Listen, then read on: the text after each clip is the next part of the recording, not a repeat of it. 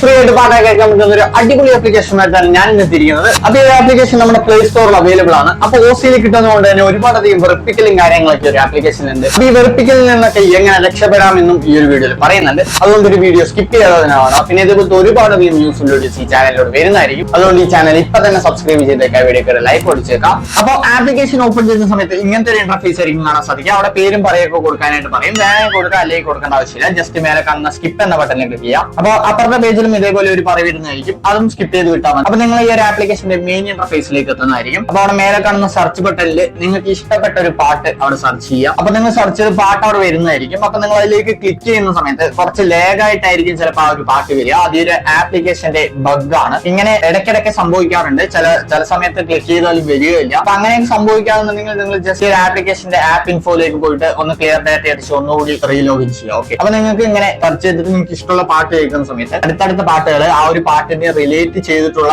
പാട്ടുകളായിരിക്കും. അതുകൊണ്ട് നിങ്ങൾക്ക് ഒരു പാട്ട് സെർച്ച് ചെയ്ത് പ്ലേ ചെയ്താലും അതേ കാറ്റഗറിയിൽ വരുന്ന പാട്ടുകളായിരിക്കും അടുത്തത്. അതുകൊണ്ട് നിങ്ങൾക്ക് എപ്പോഴും പോയി സെർച്ച് ചെയ്ത് പാട്ട് കേൾക്കേണ്ട ആവശ്യം വരുന്നില്ല. അപ്പൊ അങ്ങനെ ഒരു ബെസ്റ്റ് ഫീച്ചർ ഈ ഒരു ആപ്ലിക്കേഷനിലുണ്ട്. എല്ലാ മ്യൂസിക് ആപ്ലിക്കേഷനിലും ഈ ഒരു ഫീച്ചർ ഉണ്ട്. ജസ്റ്റ് പറഞ്ഞെന്ന് മാത്രം. അപ്പൊ നമ്മളിങ്ങനെ പാട്ട് കേൾക്കുന്ന സമയത്ത് പരസ്യങ്ങളും കാര്യങ്ങളൊന്നും വരത്തില്ല.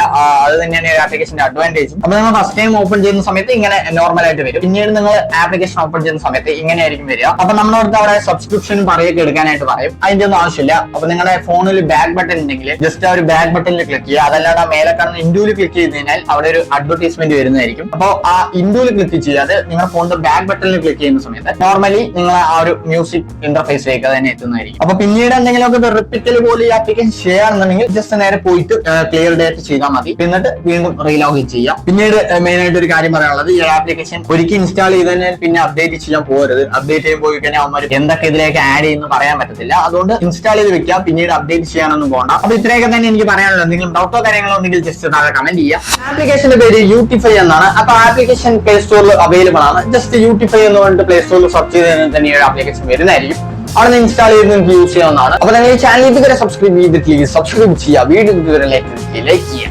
അടുത്ത നല്ലൊരു വീഡിയോയിൽ കാണുന്നതിലേക്കും ബൈ.